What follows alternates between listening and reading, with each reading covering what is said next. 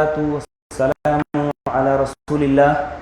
وعلى آله وصحبه ومن والاه أما بعد فقد قال الله تعالى الرجال قوامون على النساء بما فضل الله بعضهم على بعض وبما أنفقوا من أموالهم فالصالحات قانتات حافظات للغيب بما حفظ الله واللاتي تخافون نشوزهن فاعظوهن واهجروهن في المضاجع واضربوهن فإن أطعنكم فلا تبغوا عليهن سبيلا وقال النبي صلى الله عليه وسلم إذا صلت المرأة خمسها وصامت شهرها وحصنت فرجها وأطاعت زوجها قيل لها ادخل الجنة من أي أبواب الجنة شئت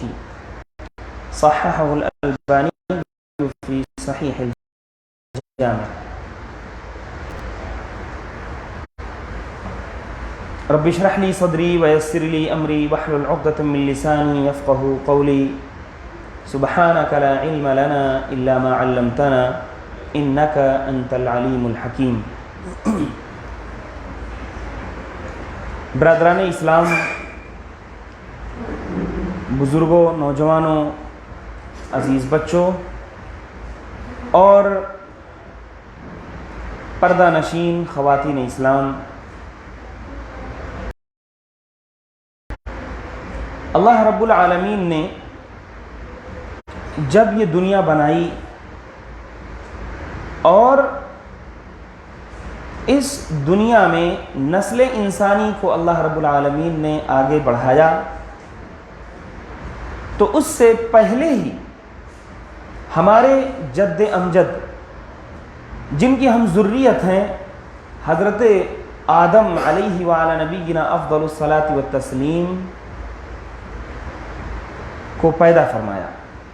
حضرت آدم علیہ السلام کی پیدائش کے بعد اللہ رب العالمین نے انہی سے ان کی زوج محترمہ حضرت حوا کی پیدائش کی، اور اسی چیز کی طرف اللہ رب العالمین نے قرآن پاک میں اشارہ کرتے ہوئے فرمایا هو الذی خلقکم من نفس واحدہ وجعل منها زوجها لیسکن الیہا، کہ وہی وہ اللہ ہے جس نے تم کو ایک ہی نفس سے یعنی آدم علیہ السلام سے پیدا کیا، وجعل منها زوجها، اور انہی سے ان کی بیوی کو بھی بنایا، یعنی آدم علیہ السلام سے ان کی زوج محترمہ حضرت حوا کی پیدائش کی۔ کیوں ایسا کیا؟ لیسکن الیہا، تاکہ وہ ان سے سکون حاصل کریں۔ تو حضرت آدم علیہ السلام کی سکون کی خاطر اللہ رب العالمین نے ان کے لیے حضرت حوا کو پیدا فرمایا، اور اللہ کے رسول صلی اللہ علیہ وسلم نے ایک دوسری حدیث میں فرمایا فَإِنَّ الْمَرْأَةَ خُلِقَتْ مِنْ ضِلَعٍ وَإِنَّ أَعْوَجَ شَيْءٍ فِي الضَّلَعِ أَعْلَاهُ، اور بے شک عورت پیدا کی گئی ہے مرد کی پسلی کی ہڈی سے، اور پسلی کی ہڈیوں میں جو سب سے ٹیڑھی والی ہڈی ہوتی ہے وہ اس کی اوپر والی ہڈی ہوتی ہے۔ پتہ یہ چلا کہ اللہ رب العالمین نے حضرت آدم علیہ السلام کی پسلی کی ٹیڑھی والی ہڈی سے حضرت حوا کی پیدائش کی، اور آپ جانتے ہیں کہ پسلیوں کے نیچے انسان کا دل ہوتا ہے، یہ وہ جگہ ہوتی ہے جو انسان کے اندر لطف و کرم، پیار و محبت کا مقام ہوتی ہے، یہ وہ جگہ ہوتی ہے جو انسان کے دل سے سب سے زیادہ قریب ہوتی ہے، اور یہیں اسی پسلی کی ہڈی سے اللہ رب العالمین نے عورت کو پیدا فرمایا۔ لہٰذا ایک عورت کا پیدائش سے لے کر کے ہی مرد کے ساتھ جو تعلق ہوتا ہے وہ لطف و کرم، پیار و محبت اور دل سے قربت والا معاملہ ہوتا ہے، کیونکہ اللہ رب العالمین نے حضرت آدم علیہ السلام کی پسلی کی ہڈی سے ان کی زوج محترمہ حضرت حوا کی پیدائش فرمائی تھی۔ اسی حدیث میں اللہ کے رسول صلی اللہ علیہ وسلم نے فرمایا وَاسْتَوْصُوا بِالنِّسَاءِ خَيْرًا، کہ تم عورتوں کے بارے میں حسن سلوک کو قبول کرو، عورتوں کے بارے میں ہر اچھی نصیحت، ہر اچھی وصیت قبول کرو۔ عورتوں کے بارے میں اللہ کے رسول صلی اللہ علیہ وسلم نے کہا کہ تم ان کے ساتھ حسن سلوک کرو، ان کے ساتھ اچھا برتاؤ کرو۔ وہ پسلی کی ٹیڑھی ہڈیوں سے پیدا کی گئی ہیں، تو تم انہیں بہت زیادہ سیدھا کرنے مت چلے جانا، کیونکہ اگر تم انہیں بالکل سیدھا کرنا چاہو گے تو تم انہیں توڑ دو گے، لہٰذا تم اس طرح سیدھا کرنے نہ جاؤ کہ انہیں توڑ دو، ہاں ان کے بارے میں برابر تم حسن سلوک کرتے رہو۔ یہ حدیث ہے جسے امام بخاری اور امام مسلم رحمہم اللہ نے روایت فرمائی۔ اور اسی طرح سے ہم انسانوں کے لیے اللہ رب العالمین نے، یہ تو ہمارے جد امجد کا معاملہ تھا، ہم انسانوں کے لیے اللہ رب العالمین نے کیا فرمایا؟ کہا کہ وَمِنْ آيَاتِهِ أَنْ خَلَقَ لَكُم مِّنْ أَنفُسِكُمْ أَزْوَاجًا لِتَسْكُنُوا إِلَيْهَا، اور اللہ کی نشانیوں میں سے یہ بات ہے کہ اس نے تمہارے لیے تمہارے ہی نفسوں میں سے تمہاری بیویاں بنائی ہیں، لِتَسْكُنُوا إِلَيْهَا، تاکہ تم ان سے سکون حاصل کرو، وَجَعَلَ بَيْنَكُم مَّوَدَّةً وَرَحْمَةً، اور اس نے تمہارے درمیان محبت و مودت اور رحمت و شفقت اور پیار کا معاملہ پیدا کر دیا ہے۔ اللہ کے رسول صلی اللہ علیہ وسلم کی ایک حدیث ہے، آپ نے فرمایا دنیا میں محبت کا جو سب سے قریبی رشتہ ہوتا ہے وہ شوہر اور بیوی کے درمیان ہوتا ہے۔ تو یہ تمام آیتیں اور تمام حدیثیں بتاتی ہیں کہ ایک مرد کی سکون کی خاطر اور ایک گھر کی سکون کی خاطر، ایک معاشرے میں محبت و مودت کی سکون کی خاطر عورت کو اللہ رب العالمین نے پیدا فرمایا۔ اب جب ایک سماج میں دو جینڈر ہو جائیں، ایک سماج میں دو قسم کے لوگ ہو جائیں، تب ایسی صورت میں دونوں کے دائرے کار اور دونوں کے کاموں کی حدود کا طے کر دینا یہ ضروری ہو جاتا ہے۔ اسی وجہ سے اللہ رب العالمین نے قرآن پاک میں عورتوں اور مردوں کو لے کر کے بہت کلیئر حکم فرما دیا ہے اور کہا کہ الرجال قوامون علی النساء، الرجال قوامون علی النساء، مرد یہ عورتوں کے قوام ہیں۔ قوام کے معنی ہوتے ہیں جو کسی چیز کی ذمہ داری اٹھائے، جو کسی چیز کو لے کر کے کھڑا ہو، یعنی وہ چیز اسی وقت صحیح رہ سکتی ہے، کھڑی رہ سکتی ہے جب تک کہ یہ شخص کھڑا ہے۔ قوام کا بعض لوگوں نے ترجمہ کیا الرجال قوامون علی النساء کہ مردوں کو عورتوں کے اوپر حاکم بنایا۔ تو چاہے جس شکل میں بھی آپ اس آیت کا ترجمہ کریں، اللہ رب العالمین نے مردوں کو عورتوں کے اوپر انہیں فضیلت دی ہے اور انہیں حاکم بنایا ہے، ان کا ذمہ دار بنایا ہے۔ وجہ کیا ہے؟ بما فضل اللہ بعضهم علی بعض، اس وجہ سے کہ اللہ رب العالمین نے ان دونوں میں سے ایک کو ایک پر فضیلت دی۔ اللہ رب العالمین نے ایک کو ایک پر فضیلت دی ہے، اسی فضیلت کی بنا پر مردوں کو عورتوں کا جو ہے حاکم بنایا ہے۔ وَبِمَا أَنفَقُوا مِنْ أَمْوَالِهِمْ، اور دوسری وجہ یہ بتائی کہ مرد جو اپنا مال خرچہ کرتے ہیں، اس مال کے خرچ کرنے کی وجہ سے انہیں یہ فضیلت عطا کی گئی ہے کہ انہیں عورتوں پر حاکم بنایا گیا۔ فَالصَّالِحَاتُ قَانِتَاتٌ، اللہ کے رسول اللہ رب العالمین نے فرمایا الصالحات قانتات، نیک بیویاں۔ آپ نے بارہا سنا ہوگا کہ اللہ کے رسول صلی اللہ علیہ وسلم نے فرمایا کہ الدنیا کلھا متاع، یہ دنیا پوری کی پوری ایک ساز و سامان ہے، فائدے کی چیز ہے۔ وخیر متاع الدنیا المرأة الصالحہ، اور اس دنیا کے ساز و سامان میں، اس دنیا کی زندگی میں فائدے مند جتنی چیزیں ہیں ان میں سب سے زیادہ اچھی چیز وخیر متاع الدنیا، دنیا کی فائدے مند چیزوں میں سے سب سے خیر والی، سب سے بہتر والی چیز کیا ہے؟ المرأة الصالحہ، ایک نیک بیوی۔ اب جب ہمارے ذہنوں میں بات آتی ہے کہ یہ المرأۃ الصالحہ کہتے کسے ہیں، نیک بیوی ہوتی کون ہے؟ اللہ تعالیٰ فرماتا ہے فالصالحات قانتات، نیک بیویاں وہ ہیں جو قانتات ہوں۔ اب قانتات کسے کہتے ہیں؟ قانتات کی تفسیر جو سلف سے مروی ہے،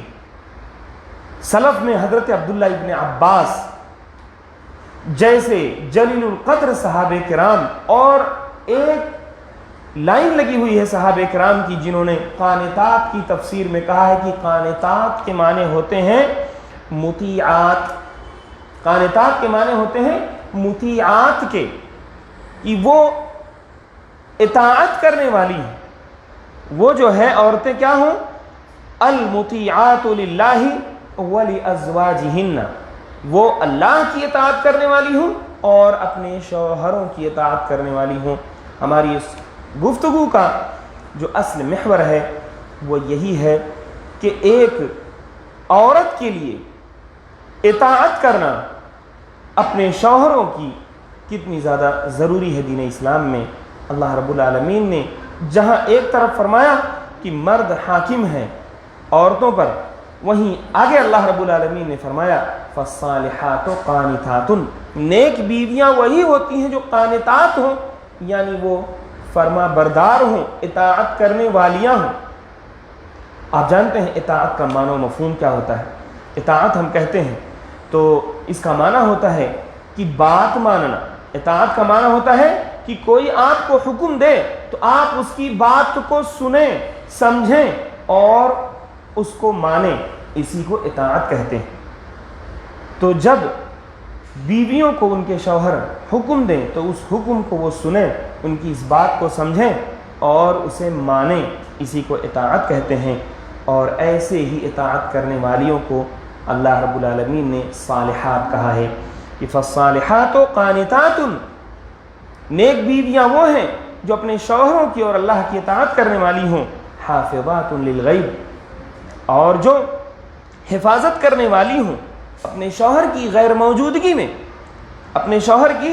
غیر موجودگی میں اس کے گھر کی، اپنی عزت و عفت کی اور دیگر اور چیزوں کی وہ حفاظت کرنے والی ہیں۔ بما حافظ اللہ، اللہ کی نگہبانی میں، اللہ کی حفاظت کے ساتھ وہ اور شوہر کے عدم موجودگی کی حفاظت کرنے والی ہوں۔ واللاتی تخافون نشوزہن، اور اب اللہ رب العالمین نے فرمایا کہ اگر ایسی عورتیں تمہیں مل جائیں جن کی سرکشی کا تمہیں ڈر ہو،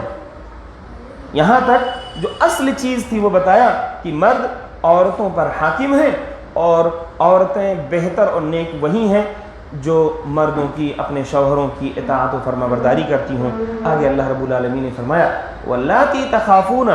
نشوزہن، اور وہ عورتیں جن کی سرکشی، جن کی حکم عدولی اور جن کی نافرمانی کا اگر تمہیں ڈر ہو تو کیا کرو؟ فعظوہن، تو تم انہیں نصیحت کرو، تم انہیں سمجھاؤ بجھاؤ، انہیں تم بتاؤ۔ واہجروہن، پھر تم انہیں سمجھانے بجھانے سے اگر دیکھو کہ تبدیلی نہیں آ رہی ہے، اصلاح کا کام نہیں ہو رہا ہے، تو اللہ رب العالمین نے فرمایا واہجروہن فی المضاجع، تو انہیں تم اپنے بستر کے معاملے میں الگ کر دو، تم ان کے ساتھ بستر ان کا الگ کر دو۔ اور اس کے بعد آگے تیسری بات فرمایا اللہ رب العالمین نے کہ جب اس سے بھی کام نہ چلے،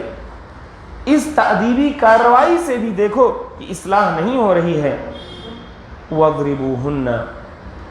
تو تم مار کے ذریعے سے ان کی اصلاح کرو۔ اس آیت کریمہ کی تفسیر میں اللہ کے رسول صلی اللہ علیہ وسلم نے فرمایا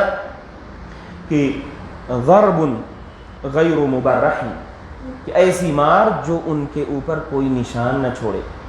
یعنی بطور تأدیب کے اللہ رب العالمین نے یہ بات کہی ہے، ورنہ یہ چیز اللہ کے رسول صلی اللہ علیہ وسلم کی زندگی میں کبھی بھی دیکھنے کو نہیں ملتی ہے۔ آپ نے فرمایا کہ خیرکم لأہلہ وأنا خیرکم لأہلی، تم میں سے سب سے بہتر وہ شخص ہے جو اپنے اہل و عیال کے لیے بہتر ہو، اور میں اس دنیا میں اپنے اہل و عیال کے لیے سب سے بہتر شخص ہوں۔ لیکن اللہ کے رسول صلی اللہ علیہ وسلم سے اس قسم کی کارروائی کا کبھی کوئی پتہ نہیں چلتا ہے، لیکن اللہ نے یہ بتایا ہے کہ اگر تم اسٹیپ بائی اسٹیپ مرحلہ وار طریقے سے تم اگر اپنی سرکش بیوی کو سمجھاتے ہو، بجھاتے ہو، اسی طرح سے آگے بڑھ کر کے بستر الگ کر دیتے ہو، اس کے باوجود بھی کوئی تبدیلی نہیں آتی ہے، تو مار کی کارروائی کا تمہیں حق ہے۔ اور اس کے بعد اللہ نے فرمایا فَإِنْ أَطَعْنَكُمْ، لیکن اگر وہ تمہاری اطاعت کر لیں، یعنی تمہاری بات وہ مان لیں، فَلَا تَبْغُوا عَلَيْهِنَّ سَبِيلًا، تو تم پھر ان کے اوپر کارروائی کے لیے کوئی راستہ تلاش نہ کرو، کوئی سبیل تلاش نہ کرو۔ ان اللہ کان علیٰ کبیرا، بے شک اللہ رب العالمین ہی بلند و برتر اور بڑا ہے۔ یہ آیت کریمہ 3 وجہوں سے ہمیں بتاتی ہے کہ ایک شوہر کی فرما برداری یا شوہر کی اطاعت یہ عورت کی دین کا حصہ ہے۔ سب سے پہلے جو میں نے آپ کے سامنے سلف کی تفسیر نقل کی کہ فالصالحات قانتات، کہ نیک عورتیں وہ ہوتی ہیں جو اپنے شوہروں کی اطاعت کرتی ہیں۔ دوسری وجہ اللہ نے فرمایا کہ وہ عورتیں جن کی سرکشی کا تمہیں ڈر ہو، تمہیں ایسا محسوس ہو کہ میں کوئی حکم دوں لیکن اس حکم سے وہ حکم عدولی کر جائیں، وہ نافرمانی کر جائیں، تو اللہ نے فرمایا کہ فَعِظُوهُنَّ، تو تم انہیں واضح نصیحت کرو، سمجھاؤ۔ یہ آیت ہمیں بتاتی ہے کہ عورتوں کے اوپر شوہروں کی فرما برداری اور ان کی اطاعت فرض ہے، ان کی اطاعت واجب ہے۔ اور اسی طرح سے اخیر میں فرمایا فَإِنْ أَطَعْنَكُمْ فَلَا تَبْغُوا عَلَيْهِنَّ سَبِيلًا، کہ اگر وہ تمہاری اطاعت کر لیں تو پھر تم ان کے اوپر کسی بھی قسم کی کارروائی کا کوئی طریقہ، کوئی راستہ نہ ڈھونڈا کرو۔ تو اس آیت کریمہ سے ہمیں پتہ چلتا ہے کہ ایک شوہر کی اطاعت کرنا یہ اتنا کلیئر اسلام میں حکم ہے کہ اللہ رب العالمین نے اس کے لیے واضح الفاظ میں قرآن پاک میں آیتیں اتاری ہیں، اور صحابہ کرام رضوان اللہ علیہ مجمعین نے اس کی تفسیر میں کہا ہے کہ قانتات سے مراد مطیعات ہیں، فرما برداری کرنے والی عورتیں مراد ہیں۔ اور اسی طرح سے اللہ کے رسول صلی اللہ علیہ وسلم نے اطاعت کرنے والی عورت کے بارے میں کتنا بہترین حکم دیا ہے، کتنی بہترین خوشخبری سنائی ہے۔ آپ نے فرمایا، صحیح ابن حبان کی روایت ہے، حضرت ابو ہریرہ رضی اللہ تعالی عنہ راوی حدیث ہیں، آپ نے فرمایا اذا صلت المرأة خمسها، جب عورت اپنی 5 نمازیں پڑھ لے، جب عورت اپنی 5 نمازیں ادا کرتی رہے، وصامت شہرہا، اور اپنے 1 مہینے کا روزہ رکھتی رہے، یعنی رمضان المبارک کا مہینہ آئے تو اس کا روزہ بھی رکھے، وحسنت فرجہا، اور وہ اپنے شرمگاہ کی حفاظت کرے، وہ پاک دامن عورت ہو، صوم و صلات کی پابند ہو، پاک دامن ہو، وَأَطَاعَتْ زَوْجَهَا، اور ساتھ ہی ساتھ یہ بھی ملا دیا کہ وہ اپنے شوہر کی فرما بردار ہو، قیل لها، تو ایسی عورت سے کہا جائے گا ادخل الجنت من ای ابواب الجنت شئت، کہ تو جنت میں داخل ہو جا، جنت کے جس بھی دروازے سے چاہے تو اس دروازے سے داخل ہو جا۔ میرے بھائیوں، یہ حکم یہ جو خوشخبری اللہ کے رسول صلی اللہ علیہ وسلم نے عورت کو دی ہے، آپ دیکھ رہے ہیں کہ نماز، روزہ، پاک دامنی، یہ اتنی اہم چیزیں ہیں، ان کے ساتھ میں ملایا شوہر کی فرما برداری، کہ اگر عورت جو ہے نماز روزہ کرتی ہے، پاک دامن ہے، اور اسی طرح سے شوہر کی اطاعت کرتی ہے، شوہر کی بات مانتی ہے، تو اسے کہا جائے گا کہ وہ جنت میں جس دروازے سے چاہے داخل ہو جائے۔ یہاں سے بھی پتہ چلتا ہے کہ ایک خاوند کی فرما برداری کرنا، شوہر کی فرما برداری کرنا، اس کی بات ماننا، یہ دراصل عورت کی دینی فریضے میں سے ہے۔ جب اللہ رب العالمین، جب اللہ کے رسول صلی اللہ علیہ وسلم صوم و صلات کا ذکر کریں اور ساتھ میں شوہر کی فرما برداری کا ذکر کریں، تو یہ صاف اور کھلا حکم ہے کہ شوہر کی فرما برداری یہ کوئی محض ایک سماجی تانا بانا درست رکھنے کے لیے نہیں حکم دیا جا رہا ہے۔ جب اللہ کے رسول صلی اللہ علیہ وسلم شوہر کی فرما برداری پر جنت کی ضمانت لیتے ہوں تو یہ اس بات کی دلیل ہے کہ شوہر کی فرما برداری یہ دین کا حصہ ہے، اور اس میں کوئی محض سماجی تانا بانا درست رکھنے کے لیے نہیں کہا جا رہا ہے، بلکہ یہ اللہ کا حکم ہے کہ عورت جو ہے اپنے شوہر کی فرما برداری کرے۔ اور اسی طرح سے بات صرف فرما برداری کی حد تک نہیں ہے، کیونکہ ایک روبوٹ بھی اگر آپ کے کمانڈ پہ کچھ کام کرتا ہے اور آپ جو بھی کچھ اس کو حکم دیتے ہیں اگر وہ مانتا ہے تو وہ بھی آپ کا فرما بردار ہے۔ بات یہاں میرے بھائیوں صرف اور صرف بات ماننے کی حد تک نہیں ہے، بلکہ شوہر کے جو حقوق ہیں، شوہر کے جو حقوق ہیں جسے اللہ رب العالمین نے قرآن پاک میں ارشاد فرمایا کہ وَلِلرِّجَالِ عَلَيْهِنَّ دَرَجَةٌ، کہ مردوں کو عورتوں کے اوپر ایک فضیلت کا درجہ حاصل ہے۔ تو بات صرف فرما برداری کی حد تک نہیں ہے کہ انہوں نے حکم دیا آپ کرتے رہیں اور آپ کہیں کہ جو آپ مجھے حکم دیں میں اسی کی پابند ہوں، صرف اس طرح سے اتنی پابندی نہیں ہے، بلکہ بات اس سے بھی آگے کی ہے، بات اس سے بھی آگے کی ہے۔ ابن ماجہ میں ایک روایت ہے، حضرت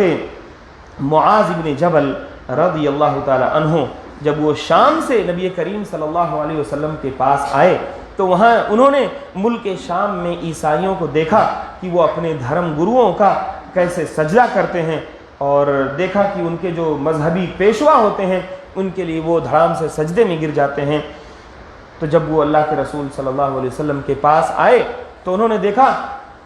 تو انہوں نے سوچا کہ اللہ کے نبی صلی اللہ علیہ وسلم ہمارے لیے اس دنیا میں سب سے اہم ہے، تو انہوں نے اللہ کے نبی صلی اللہ علیہ وسلم کو سجدہ کرنا چاہا تو آپ نے ان کو منع فرما دیا، کہا کہ ما ھذا یا معاذ، کہ یہ معاذ یہ کیا ہے؟ تو پھر انہوں نے پورا ماجرا بتایا کہ اللہ کے رسول صلی اللہ علیہ وسلم شام کے ملک میں گیا تو وہاں کے عیسائیوں کو دیکھا کہ وہ لوگ ایسا کرتے ہیں، تو اللہ کے رسول صلی اللہ علیہ وسلم میرے دل میں خواہش آئی کہ میں یہ سجدہ آپ کو کر لوں، تو آپ نے فرمایا فلا تفعلوا، ایسا مت کرو، فإني لو كنت آمرا أحدا أن يسجد لغير الله لأمرت المرأة أن تسجد لزوجها، تم ایسی حرکت ہرگز مت کرو، ہاں اگر میں کبھی کسی کو حکم دیتا، کسی شخص کو حکم دیتا کہ وہ اللہ کے علاوہ کسی غیر کو سجدہ کرے، اگر حکم دیتا تو میں ایک عورت کو حکم دیتا کہ وہ اپنے شوہر کو سجدہ کرے۔ تو بات صرف اطاعت و فرما برداری کی نہیں ہے، بات اس سے بھی آگے کی ہے کہ اگر اللہ، چونکہ اسلام میں غیروں کو سجدہ کرنا یہ بالکلیہ حرام ہے، پرانی شریعتوں میں جو تھا وہ تھا، اب اس شریعت میں غیر اللہ کو، اللہ کے علاوہ کسی اور ذات کو سجدہ کرنا، خواہ وہ سجدہ تعظیمی ہو یا کوئی بھی سجدہ ہو، کہ اسلام میں بالکلیہ حرام ہے۔ لیکن اللہ کے رسول صلی اللہ علیہ وسلم کہتے ہیں اگر سجدے کی اجازت میں دیتا تو ایک عورت کو حکم دیتا کہ وہ اپنے شوہر کو سجدہ کرے، شوہر کی فضیلت کی وجہ سے، اس کے اوپر شوہر کے جو حقوق ہیں ان چیزوں کو دیکھتے ہوئے اللہ کے رسول صلی اللہ علیہ وسلم فرماتے ہیں، آگے آپ کہتے ہیں والذی نفس محمد بیدہ لا تؤدی المرأة حق ربها حتی تؤدی حق زوجها، قسم ہے اس ذات کی جس کے ہاتھ میں محمد کی جان ہے، کوئی عورت اپنے رب کا حق ادا نہیں کر سکتی ہے، اپنے رب یعنی اللہ رب العالمین کا حق ادا نہیں کر سکتی ہے جب تک کہ وہ اپنے شوہر کا حق نہ ادا کر دے۔ میرے بھائیوں، اس حدیث سے زیادہ کلیئر اور واضح کوئی اور حدیث ہو سکتی ہے جو یہ بتائے کہ شوہر کا حق اللہ رب العالمین نے اپنے حق کے ساتھ ملا دیا، کہ اگر کوئی عورت اپنے شوہر کا حق ادا کرتی ہے تبھی وہ اللہ رب العالمین کا حق ادا کر سکتی ہے۔ کوئی شوہر خواہ کتنی نیک ہو، کتنی پاک باز ہو، کتنی پڑھی لکھی کیوں نہ ہو، اور کتنی صوم و صلات کی پابند ہو، اور اسی طرح سے اپنے تمام حقوق کی ادائیگی میں بہت اچھی ہو، لیکن وہ اگر اپنے شوہر کی اطاعت و فرما برداری کا حق ادا کرنے میں اگر وہ کوتاہ ہے تو دراصل وہ اپنے تمام معاملات میں کوتاہ ہے، اگرچہ وہ اللہ کے ساتھ اپنے تمام معاملات کتنا ہی درست کیوں نہ رکھتی ہو، لیکن اگر شوہر کی اطاعت و فرما برداری میں اس سے کوتاہی ہو رہی ہے تو سمجھیے کہ اللہ رب العالمین کے معاملات میں بھی اس سے کوتاہی ہو رہی ہے، کیونکہ اللہ تعالیٰ نے اپنے حق کو باندھ رکھا ہے شوہر کے حق کے ساتھ۔ تو ضرورت اس بات کی ہے کہ ہم اپنے اللہ رب العالمین کے معاملات کو ادا کرتے ہوئے شوہروں کے حقوق کو بھی ادا کرتے رہیں، اور یہ سمجھیں کہ شوہروں کے حقوق ادا کرنا یہ ہمارا دینی فریضہ ہے، اور شوہر کی اطاعت کرنا یہ ایک دینی فریضہ ہے۔ یہ کوئی محض ایک سماجی بات یا کوئی محض ایک نصیحت کی بات نہیں ہے، بلکہ اس سے ہمارا دین جڑا ہوا ہے۔ اور اسی طرح سے آپ دیکھتے ہیں کہ جب ایک عام طور سے دو محبتوں میں ٹکراؤ نہیں دکھایا جاتا، یعنی دو محبتیں آپس میں ایک دوسرے سے ٹکرائی نہیں جاتی ہیں۔ مثال کے طور پہ کوئی کہے کہ آپ اپنی بیوی سے زیادہ محبت کرتے ہیں کہ آپ اپنی ماں سے زیادہ محبت کرتے ہیں، کوئی کہے کہ آپ اپنے وطن سے زیادہ محبت کرتے ہیں کہ اپنے اللہ سے زیادہ محبت کرتے ہیں، تو عموماً میرے بھائیوں محبتوں میں ٹکراؤ نہیں دکھایا جاتا۔ ہر کسی سے محبت کا الگ الگ دائرہ کار ہوتا ہے، ہر کسی سے محبت کا الگ الگ دائرہ کار ہوتا ہے، لیکن اگر کبھی ایسی کوئی سچویشن آ جائے کہ جہاں پر آپ کو دو چیزوں میں سے ایک چیز کا اختیار کرنا ہو تو آپ کیا کریں گی؟ خواتین اسلام، میری بہنوں اور اس امت کی بیٹیاں، اگر تمہارے سامنے ایسی سچویشن آ جائے کہ تمہیں دو چیزوں میں سے کوئی ایک چیز اختیار کرنی ہو،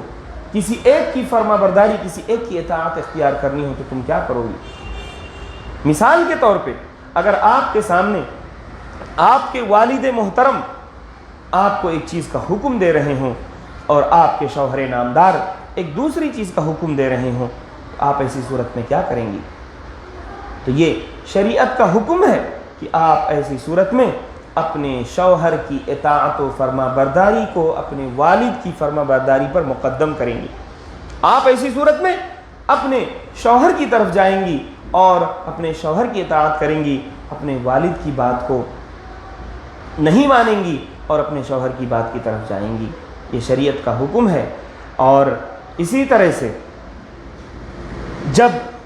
کسی مسئلے میں والد ایک چیز کا حکم دے اور شوہر ایک چیز کا حکم دے، تو وہاں پر لازم ہوتا ہے کہ عورت اپنے شوہر کی بات مانے اور والد کی بات چھوڑ دے۔ تو اگر والد سے نیچے کے جو دوسرے افراد ہیں، چاہے وہ والدہ ہوں، چاہے وہ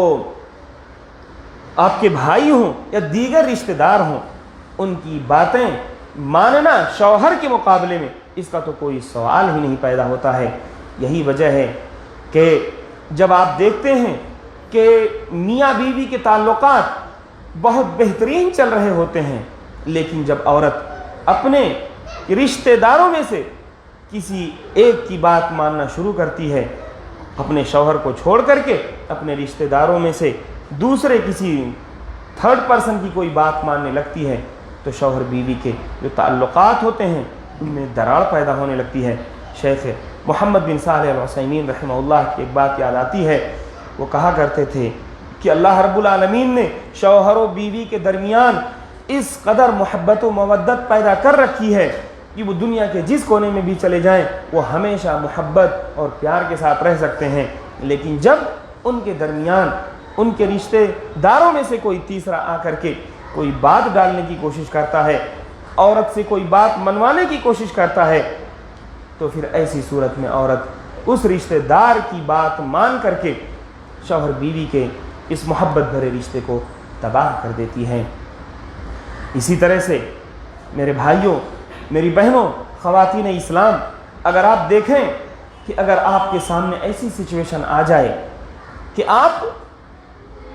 روزہ رکھنا چاہتی ہیں، اللہ کا ایک حق ہے روزہ رکھنا، آپ ایک نیک کام کرنا چاہتی ہیں، آپ سوچتی ہیں کہ آپ دن میں نفلی روزہ رکھیں اور آپ کے گھر پہ آپ کے شوہر نامدار موجود ہیں، تو ایسی صورت میں آپ کس کو اختیار کریں گی؟ آپ روزہ چھوڑ کر اپنے شوہر کی بات مانیں، اور اللہ کے رسول صلی اللہ علیہ وسلم نے فرمایا لا يحل للمرأة ان تصوم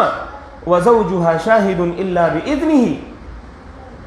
اللہ کے رسول صلی اللہ علیہ وسلم نے فرمایا، بخاری شریف کی روایت ہے کہ کسی بھی عورت کے لیے حلال نہیں ہے کہ وہ نفلی روزہ رکھتی پھرے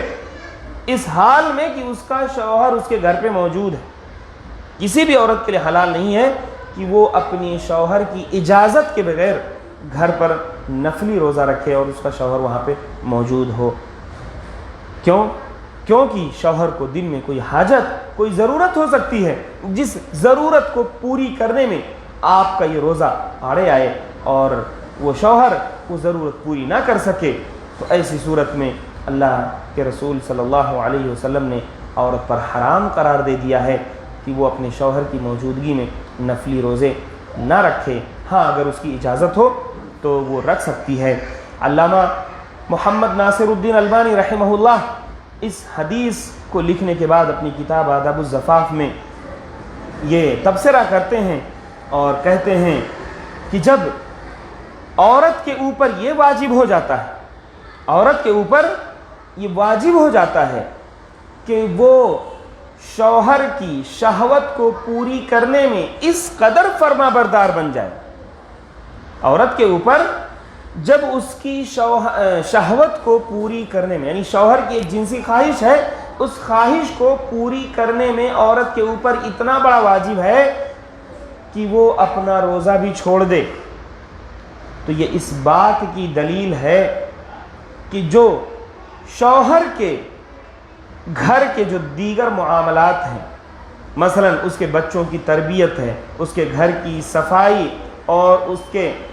اہل خاندان کے بارے میں جو اس کے حقوق ہیں وہ بھی واجب ہو جاتے ہیں۔ یعنی ایک شہوت، علامہ البانی رحمہ اللہ کا کہنا ہے کہ شہوت جیسی چھوٹی چیز اگر اس کی بھرپائی کے لیے عورت کے اوپر اتنا بڑا واجب ہے کہ وہ روزے نہ رکھے، تو اسی طرح سے شوہر کے جو دیگر بڑے معاملات ہیں، مثلا اس کے بچوں کی تربیت کرنا، اس کے گھر کی صاف صفائی اور جو دیگر اہم شوہر سے جڑے ہوئے کام ہیں، یہ تو بدرجہ اولا واجب ہو جاتے ہیں۔ تو یہ علامہ البانی رحمہ اللہ نے ایک بہت ہی اہم نقطہ اس میں اٹھایا ہے۔ اور اسی طرح سے میرے بھائیوں اور میری بہنوں، امت اسلامیہ کی پردہ نشین خواتین، اگر آپ دیکھیں کہ شوہر کی اطاعت ایک خاص مرحلے میں، جب شوہر اپنی بیوی کو بستر پر بلائے تو ایسی صورت میں اس کی اس بات کو ماننا اور اس کی فرما برداری کرنا، اس کی اطاعت کرنا اور زیادہ واجب ہو جاتا ہے اور زیادہ اہم ہو جاتا ہے۔ اللہ کے رسول صلی اللہ علیہ وسلم نے فرمایا کہ اذا دعا الرجل امرأته الى فراشه فلم تأته فبات غضبان عليها لعنتها الملائكة حتى تصبح وفي رواية أو حتى ترجع وفي رواية أخرى حتى يرضى عنها رواه البخاري ومسلم۔ اللہ کے رسول صلی اللہ علیہ وسلم نے فرمایا، بخاری اور مسلم کی روایت ہے کہ جب تم میں سے کوئی بھی شخص اپنی بیوی کو اپنے بستر پر بلائے، کوئی شخص اپنی بیوی کو کسی بھی وقت شہوت کی خاطر اپنی ہم بستری کے لیے، جماع کے لیے اپنے بستر پر بلائے اور وہ نہ آئے، تو آپ صلی اللہ علیہ وسلم نے فرمایا کہ اس کے نہ آنے کی وجہ سے شوہر غصے میں ہی سو جائے، تو فرشتے اس عورت پر لعنت کرتے رہتے ہیں، یہاں تک لعنت کرتے رہتے ہیں حتی تصبح، یہاں تک لعنت کرتے رہتے ہیں کہ جب تک صبح نہ ہو جائے، یعنی وہ پوری رات اس عورت پہ لعنت والی رات ہوتی ہے۔ کیوں؟ کیونکہ اس نے اپنے شوہر کے ایک حکم کی نافرمانی کی، اور وہ حکم جو زن و شو کے تعلقات ہوتے ہیں، بیوی شوہر کے جو تعلقات ہوتے ہیں، اس میں جو سب سے اہم تعلق ہوتا ہے، اس تعلق میں اس کی نافرمانی ہوئی ہے، تو ایسی صورت میں اس پر فرشتے رات بھر لعنت کرتے رہتے ہیں۔ ایک دوسری روایت میں آیا ہے کہ فرشتے اس عورت پر اس وقت تک لعنت کرتے رہتے ہیں جب تک کہ وہ واپس اپنے شوہر کے پاس نہ لوٹ آئے، اور ایک تیسری روایت میں آیا ہے کہ جب تک وہ شوہر اس عورت سے راضی نہ ہو جائے۔ اس کا مطلب یہ ہوا کہ اگر کوئی عورت اپنے شوہر کی اس بات کو ٹھکراتی ہے، وہ اس کو اپنے بستر پہ بلائے تو اس کو اگر ٹھکراتی ہے، نہیں مانتی ہے، تو اس پر اتنی دیر تک لعنت ہوتی رہتی ہے جب تک کہ شوہر راضی نہ ہو جائے۔ ممکن ہے 1 دن، 2 دن، 3 دن اور کئی دن بھی ہو سکتے ہیں۔ لہٰذا ہمیں اس چیز کو سمجھنا چاہیے کہ ہم اپنی راتوں کو بے برکتی والی، لعنت والی راتیں بنائیں، یا ہم اپنے شوہر کے ساتھ پیار و محبت اور مودت کی زندگی گزاریں۔ اور ایک روایت میں آتا ہے کہ اللہ رب العالمین ایسی عورت پہ ناراض رہتا ہے تو اللہ رب العالمین کی ناراضگی زیادہ اشد ہے، زیادہ سخت ہے فرشتوں کے لعنت سے۔ تو میری بہنوں، خواتین اسلام، آپ اس نقطے کو غور کریں، اس نقطے کو سوچیں کہ جہاں فرشتوں کی لعنت اور فرشتوں کی لعنت سے بڑھ کر کے اللہ رب العالمین کا غیظ و غضب نازل ہوتا ہو، وہ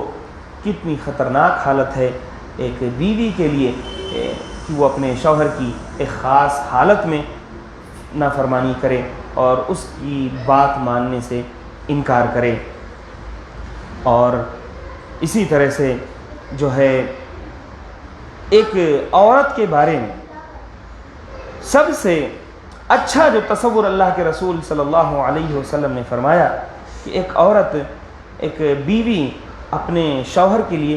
سب سے اچھی کیسے ہو سکتی ہے۔ اللہ کے رسول صلی اللہ علیہ وسلم نے ایک خاتون کسی حاجت کے لیے آپ کے پاس آئیں تو ان خاتون کے بارے میں اللہ کے رسول صلی اللہ علیہ وسلم نے سوال کیا کہ کیا یہ عورت شوہر والی ہے؟ تو آپ سے بتایا گیا کہ ہاں یہ شوہر والی ہیں۔ آپ نے اس خاتون سے کہا کہ فانظری این انت منہ، فانظری این انت منہ، تم دیکھ لو، غور کر لو تمہاری پوزیشن تمہارے شوہر کے ساتھ کیا ہے، تمہاری حالت تمہارے شوہر کے ساتھ کیا ہے۔ آپ نے فرمایا کہ فَإِنَّمَا هُوَ جَنَّتُكِ وَنَارُكِ، کہ جان لو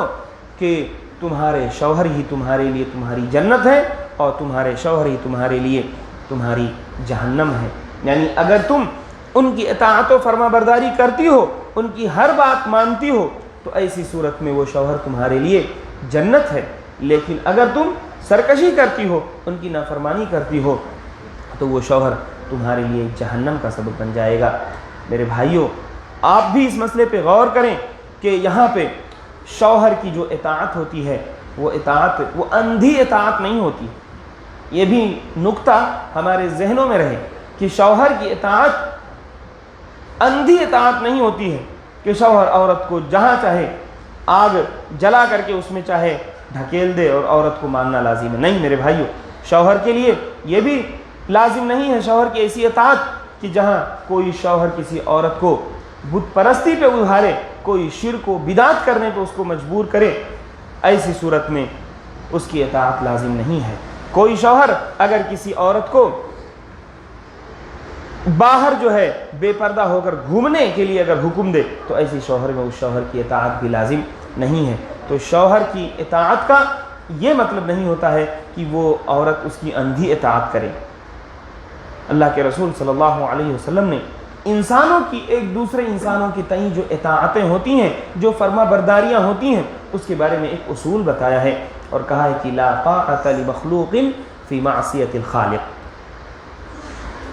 کہ اللہ رب العالمین یعنی خالق کی نافرمانی میں کسی مخلوق کی فرما برداری ضروری نہیں۔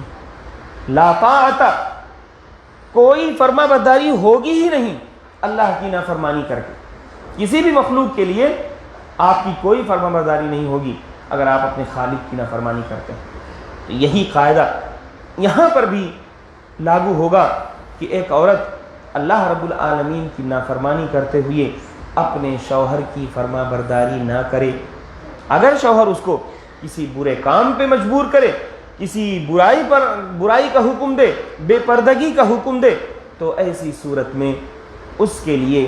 یہ فرما برداری لازم نہیں۔ اسی طرح سے ایک اور مسئلہ ہے کہ جب کوئی عورت اپنے والد سے ملنا چاہے، ایک سوال ہے بہت سارے لوگوں کا، کوئی شوہر کوئی بیوی اپنے والد سے ملنا چاہے اور اپنے رشتہ داروں سے ملنا چاہے، اور یہاں پر شوہر روک رہا ہو تو کیا کرے؟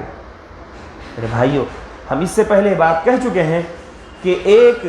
بیوی کے اوپر اس کی شوہر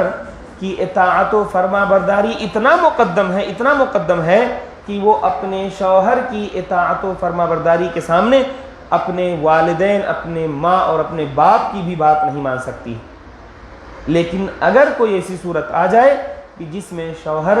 منع کر رہا ہو بیوی کو کہ وہ اپنے والدین کے گھر جائے، تو اس کا کیا حکم ہے؟ تو اس کا حکم یہ ہے بچوں، اس کا حکم میرے بھائیوں یہ ہے کہ اگرچہ اس شوہر کا یہ حکم غلط ہے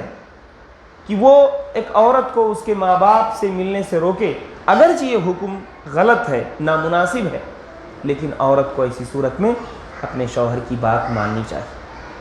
عورت کو اسی صورت میں اپنی شوہر کی فرما برداری کرنی چاہیے اور اس کے گھر کی دہلیز نہیں پھیلانی چاہیے۔ اگرچہ شوہر کا یہ حکم دینا غلط ہے، لیکن بیوی کے اوپر واجب ہے کہ وہ اپنے شوہر کی بات مانے۔ اور اسی طرح سے یہاں پہ ایک مسئلہ بہت اہم ہے، وہ یہ ہے کہ جب بچیوں کی شادیاں ہونے لگیں، ان کے شوہروں سے جو ان کے تعلقات کی استواری کا ابھی آغاز ہونے والا ہو، تو بہت اہم ہوتا ہے کہ ماؤں کا اپنی بیٹیوں کو اچھی نصیحتیں دے کر کے ان کے شوہروں کے پاس بھیجنا، یہ بہت اہم ہوتا ہے۔ بسا اوقات ماؤں کی یا گھر کے بزرگوں کی، بڑوں کی شادی کے شروعات میں نصیحت کر دینا بسا اوقات پوری زندگی کے لیے مہمیز ہو جاتا ہے، اور یہ چیز ہمارے اسلاف سے بھی ثابت ہے۔ ہمارے اسلاف کی جو خواتین ہوا کرتی تھیں، ہمارے وہ اسلاف جو ہمارے لیے قابل نمونہ ہیں، جو ہمارے لیے آئیڈیل ہیں، جنہوں نے اپنی زندگیاں اس قدر گزار کے اس دنیا سے گئے کہ آج دنیا میں ان کی زندگیوں سے زیادہ پاکیزہ زندگی ہمیں دیکھنے کو نہیں ملتی، ان کی زندگیوں سے زیادہ کامیاب ازدواجی زندگی ہمیں دیکھنے کو نہیں ملتی۔ انہی اسلاف کی خواتین کے بارے میں آتا ہے کہ وہ اپنے بچیوں کی کیسے نصیحت کرتی تھیں، اور کہا جاتا ہے کہ عمرو بن حجر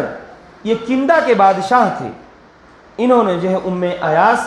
بنت عوف شیبانی کو نکاح کا پیغام دیا۔ تو جب ام ایاس بنت عوف شیبانی کا نکاح کندہ کے بادشاہ سے ہونے لگا، تو ان کی جو ماں تھیں امامہ بنت الحارث، انہوں نے اپنی بیٹی کو نصیحتیں کی۔ آج ہم دیکھیں، نصیحتیں سننے سے پہلے ہم ایک نظر اپنے سماج اور معاشرے پہ دوڑائیں کہ آج ہمارے سماج اور معاشرے میں مائیں بیٹیوں کو کیسی نصیحت کرتی ہیں۔ نعوذ باللہ، آج ہمارے سماج اور معاشرے میں حالت یہ ہے کہ مائیں اپنی بیٹیوں کو شوہروں کو کیپچر کرنے کی نصیحت کرتی ہیں، انہیں بوتل میں اتارنے کے نئے گر بتاتی ہیں، انہیں کنٹرول کرنے کا حکم دیتی ہیں۔ میری ماں اور بہنوں، ہم کس راہ پر جا رہے ہیں؟ آج ہم نے دیکھا کہ اللہ کی اگر آپ خوشی چاہتے ہیں تو آپ کو شوہر کی خوشی حاصل کرنی چاہیے۔ آپ اگر اللہ کا حق حقیقی معنوں میں ادا کرنا چاہتی ہیں تو آپ کو شوہر کا حق ادا کرنا چاہیے۔ ایسی صورتحال میں اگر کوئی عورت اپنی بچی کو شوہر کے اوپر کنٹرول حاصل کرنے کی نصیحت دے، اور اگر کوئی ماں اپنی بچی کو یہ نصیحت دے کہ اپنے شوہر کو مجبور کیسے کرو، اپنے شوہر کو بے قیمت کیسے کرو، اپنے شوہر کے اندر کا جو رعب اور اس کا جو دبدبہ ہے، اس کی جو قوامیت ہے، وہ کیسے کم کرو، اگر کوئی عورت، کوئی خاتون، کوئی ماں اپنی بچی کو یہ نصیحت کرتی ہے تو دنیا میں اس سے زیادہ بدبخت، اس سے زیادہ بددین کوئی عورت نہیں ہو سکتی ہے، کیونکہ شوہر کی اطاعت و فرما برداری یہ دین کا حصہ ہے۔ اور اس دین کے حصے میں اگر کوئی، خواہ وہ ماں ہو، باپ ہو، یا اس بچی کا کوئی بھی رشتہ دار ہو، اگر کسی کے دین میں کوئی گڑبڑی کرنے کی کوشش کرتا ہے تو اس سے زیادہ بدبخت کوئی نہیں ہو سکتا ہے۔ آج ہمارے یہاں طلاق کے کتنے بھی مسائل آتے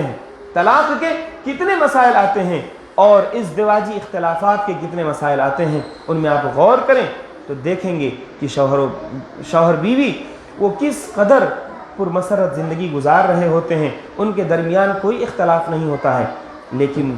انہیں کوئی سکھانے والا، خواہ وہ ان کی والدہ ہی کیوں نہ ہو یا ان کا کوئی دوسرا رشتہ دار ہی کیوں نہ ہو، جو انہیں سکھاتا ہے، جو انہیں شوہر کو کیپچر کرنے کی اور شوہر کو کے اوپر دباؤ ڈالنے کی نئی نئی ٹیکنیک بتاتا رہتا ہے۔ آج اس کی وجہ سے ہمارے کتنے ہی رشتے تار ہو رہے ہیں، کتنی ہی ازدواجی زندگیاں ہماری جو ہے ختم ہو رہی ہیں۔ ہمیں ضرورت اس بات کی ہے کہ ایک بیوی سمجھے کہ شوہر کی اطاعت و فرما برداری کا کتنا اونچا مقام ہے۔ بہرحال بات ہماری چل رہی تھی عمرو بن حجر جو کندہ کے بادشاہ تھے، اور ان کی شادی ام ایاس بنت عوف شیبانی سے ہوئی، تو ان کی ماں امامہ بنت الحارث نے ان کو نصیحت کی تھی۔ کتنی اہم نصیحت تھی۔ آج ہماری ماؤں کو یہ نصیحتیں سننی چاہیے، یاد کرنی چاہیے۔ انہوں نے اپنی بیٹی سے کہا کہ کونی لہو امتن یکن لک عبدا وشیکا، کہ اے میری بیٹی، تم اپنے شوہر کے پاس جا رہی ہو، تم اس کے لیے لونڈی بن کے رہنا، تم اس کے لیے لونڈی بن کے رہنا، وہ تمہارا غلام ہو جائے گا۔ نصیحت کتنی اہم۔ ایک ماں اپنی بچی کو کہہ رہی ہے، میری بیٹی تم اس ماحول میں جہاں تم اس گھر کی شہزادی تھی، ہمارے یہاں تم ناز و نعم میں پل رہی تھی، تمہارا ہر طرف سے ہم خیال رکھتے تھے، اب تم ایک شوہر کے پاس جا رہی ہو، تم اس شوہر کی ایک لونڈی بن کے رہنا، ضرور وہ تمہارا جو ہے غلام بن جائے گا۔ اور اسی طرح سے ان کی اور بھی نصیحتیں ہیں۔ انہوں نے کہا کہ دوسری نصیحت تم یہ نوٹ کر لو کہ تم ہمیشہ قناعت اور کفایت شعاری کی زندگی گزارنا، اور ہمیشہ اچھے انداز میں ان کی باتوں کو سننا اور ان کی فرما برداری کرنا۔ تیسری اور چوتھی نصیحت فرمایا اور کہا کہ تم ہمیشہ دھیان دیتے رہنا کہ وہ کن چیزوں کو دیکھتے ہیں، کن چیزوں پر ان کی زیادہ توجہ ہوتی ہے، اور انہی چیزوں کی تم بھی نگرانی کرتی رہنا۔ اور اسی طرح سے کہا کہ کبھی بھی تمہارے جسم سے، کبھی بھی تمہارے کپڑوں سے کوئی ایسی بو نہ نکل جائے جو بو ان کو جو ہے ناگوار گزرے۔ پانچویں اور چھٹی نصیحت انہوں نے کہا کہ ان کے سونے اور ان کے کھانے کے اوقات کی رعایت کرنا، ان کے کھانے اور سونے کے وقت کا تم دھیان دینا کہ کس وقت وہ کھانا پسند کرتے ہیں اور کس وقت وہ سونا پسند کرتے ہیں۔ جب وہ کھانے کا ان کا وقت ہو جائے تو کھانا ریڈی ہونا چاہیے، جب ان کی نیند کا اور سونے کا وقت ہو جائے تو تم سارے کام چھوڑ کر کے ان کے سونے کا جو ہے انتظام کرنا۔ اور کبھی بھی تم ان کے غضب ناکی کی حالت میں مت سو جانا کہ وہ ابھی ناراض ہیں اور تم سو جاؤ، جب تک تم انہیں خوش نہ کر لینا تب تک تم مت سونا۔ اور ساتویں اور آٹھویں نصیحت کی تھی کہ تم ان کے مال کی حارس بن جانا، ان کے مال کی نگہبان تم بن جانا، اور اسی طرح سے ان کی عزت، ان کی حشمت اور ان کے گھر کے جو کچھ ساز و سامان ہیں ان ساز و سامان کی تم مکمل حفاظت کرنا۔ اور نویں اور 10ویں نصیحت کی تھی کہ تم ان کی کسی بھی معاملے کی نافرمانی نہ کرنا، اور نہ ہی کبھی ان کا کوئی راز جو ہے کسی اور کو بتانا۔ اور کہا کہ اگر تم کبھی ان کی کوئی مخالفت کر دو، کبھی تم ان کی کوئی مخالفت کر دو تو جتنا جلدی ہو سکے تم انہیں راضی کر لو۔ یہ واقعہ ہے جو ہمارے اسلاف کی قابل نمونہ جو زندگی گزری ہے اس کی طرف ہلکا سا اشارہ کرتا ہے کہ ان کے یہاں بچیوں کو ان کی مائیں کس طرح نصیحت کرتی تھیں کہ اے بیٹی تو اس کے لیے لونڈی بن جانا، وہ تیرے لیے غلام ہو جائے گا، وہ تیرا غلام بن جائے گا۔ تو یہ نصیحتیں آج ہمیں بھی اپنی بچیوں کو کرنی چاہیے۔ ہم اپنی بچیوں سے ملیں، کتنا بھی ملیں، خواہ ہمارا آنا جانا کتنا بھی جاری رہے، لیکن شوہروں کی فرما برداری کا جو یہ دینی فریضہ ہے، اس فریضے کو کبھی بھی تار کرنے کا حکم نہیں دینا چاہیے۔ اور اسی طرح سے شوہروں کی بھی ذمہ داری ہوتی ہے کہ وہ اپنی بیویوں کے جو حقوق ہیں اسے ادا کریں۔ دراصل یہ شوہر و بیوی کا جو تعلق ہوتا ہے یہ ایک شراکت داری کا، یہ ایک پارٹنرشپ کا تعلق ہوتا ہے کہ بیوی اپنے حقوق ادا کرے، شوہر اپنے حقوق ادا کرے۔ اگرچہ شوہر کو فضیلت حاصل ہے، اگرچہ شوہر کو فضیلت حاصل ہے، لیکن ہمیں چاہیے کہ ہم اپنے سماج اور معاشرے میں ایک ایسا پیار و محبت کا ماحول بنائیں، جیسے کہ ایک اللہ کے رسول صلی اللہ علیہ وسلم نے ایک اچھی بیوی کی حالت یہ بتائی تھی کہ سب سے بہتر بیوی وہ ہوتی ہے کہ جب اس کا شوہر اس کو دیکھے تو وہ اس کو خوش کر دے، جب اس کا شوہر اس کو دیکھے تو وہ بیوی اس کو خوش کر دے، یعنی وہ اپنے بناؤ سنگھار اور اسی طرح سے اپنے کپڑوں کو اس طرح سے سجا سنوار کے رکھے کہ اس کا شوہر اس کو دیکھے تو وہ خوش ہو جائے۔ یہ اطاعت و فرما برداری سے آگے کی بات ہے۔ اور اسی طرح سے آپ نے فرمایا کہ سب سے بہتر عورت وہ ہے کہ جب شوہر کسی بھی چیز کا اس کو حکم دے تو وہ اس حکم کو فوراً مان جائے، تو یہ بھی سب سے بہتر اور اچھی عورت کی علامت ہوتی ہے۔ اور شوہر و بیوی کا آپس میں جو تعلق ہوتا ہے وہ ایک دوسرے کو ساتھ میں لے کر چلنے کا تعلق ہوتا ہے، لہٰذا ایسی صورت میں نہ تو شوہر اپنے جو حقوق ہیں ان حقوق کو بنیاد بنا کر بیوی کے اوپر دھونس جمانے کی کوشش کرے، اور نہ ہی بیوی کے لیے حلال ہے کہ وہ جو ہے اپنے شوہر کی نافرمانی کرے۔ اور اسی طرح سے بیوی بسا اوقات شوہر بننے کی کوشش کرے، یہ تو اور بھی زیادہ شناعت اور قباحت والی بات ہے کہ جب دونوں اور جو ہے بیوی کا حاکم بنایا ہے، اگر کبھی کسی گھر میں پیمانہ بدل جائے بیوی ہی میں میرے بھائیوں یہ بہت ہی خطرناک بات ہوتی ہے، اور اس کی جتنی بھی برائی کی جائے، جتنی ہی قباحت بیان کی جائے اتنا کم ہے، کیونکہ دونوں کے لیے الگ الگ حقوق ہیں۔ بیویوں کے بھی حقوق ہیں، اللہ رب العالمین نے فرمایا وَلَهُنَّ مِثْلُ الَّذِي عَلَيْهِنَّ بِالْمَعْرُوفِ کہ انہیں بھی کچھ حقوق حاصل ہیں جو انہیں معروف طریقے سے ملنا چاہیے۔ وَلِلرِّجَالِ عَلَيْهِنَّ دَرَجَةٌ اگرچہ مردوں کو عورتوں کے اوپر کچھ درجہ فضیلت حاصل ہے، تو دونوں میں سے ہر کسی کو اپنے اپنے حقوق کی ادائیگی کرنا چاہیے۔ اور اسی طرح سے جب کبھی ایسا محسوس ہو کہ دونوں کے درمیان کوئی اختلاف پیدا ہونے لگا ہے، تو ایسی صورت میں بیوی کو چاہیے کہ وہ اپنے شوہر کے ساتھ ایک مصالحت کر کے، اپنے شوہر کو خوش کر کے اپنے کچھ چیزوں سے تنازل اختیار کر لے، اسی میں اس کے لیے بھلائی ہوتی ہے، اور اسی میں ایک گھر کا جو ماحول ہے وہ ماحول خوبصورت بنا رہتا ہے، اور اس ماحول میں کبھی بھی بے چینی نہیں پیدا ہونے پاتی ہے۔ اور جب ایک جگہ ایک عورت اپنے سسرال والوں کو لے کر کے اپنے شوہر سے لڑے، تو یہ بتائیے یہ پھر جو ہے اختلاف اور جھگڑے کی صورت کو ایک نئی دشا دے دیتی ہے۔ حقیقت اگر دیکھیں آپ تو عقل مند عورت وہ ہوگی جو اپنے شوہر پر کسی کو بھی ترجیح نہیں دیتی۔ آپ کہیں گے کہ کیا شوہر کی وجہ سے وہ اپنے سارے ماں باپ اور بھائی بہنوں کو چھوڑ دے؟ نہیں میرے بھائیوں، میں یہ نہیں کہتا، بلکہ ایک عقل مند عورت وہ ہوتی ہے جو سب کو ساتھ میں لے کر کے چلتی ہے۔ مثال کے طور پہ ایک شوہر ہے، اس شوہر کے جو حقوق ہیں ان کی ادائیگی کرتے ہوئے اگر وہ اپنے مائکے والوں کی، اپنے ماں باپ کے گھر والوں کی بھی کچھ حقوق ادا کرتی ہے، ان کی کچھ مدد کرتی ہے، لیکن شوہر کے حقوق پہ آنچ آئے بغیر، تو یہ عقل مند عورت کی پہچان ہے۔